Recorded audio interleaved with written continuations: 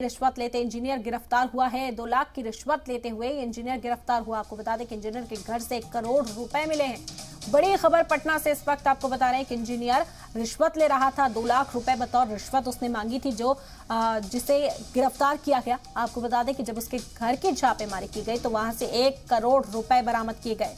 बड़ी खबर पटना से इस वक्त आप तक पहुंचा रहे हैं कि इंजीनियर रिश्वत लेते यहां रंगे हाथों पकड़ा गया। 2 लाख रुपए रिश्वत लेते पकड़ा गया था। गिरफ्तार हुआ है ये इंजीनियर। 2 लाख की रिश्वत का ये पूरा मामला है। और जब उसके घर की तफ्तीश की गई तो घर से 1 करोड़ रुपए बरामद हुए। तस्वीरें आप देख सकते हैं यहाँ पर।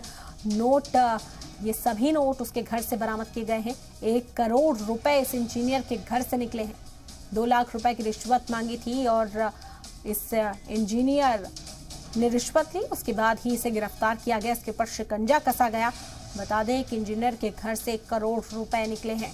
तस्वीरें आप देख सकते हैं। टीम इस वक्त मौजूद और नोटों को गिनने का काम किया जा रहा है। तकरीबन 1 करोड़ रुपए इस इंजीनियर के घर से बरामद किए गए हैं।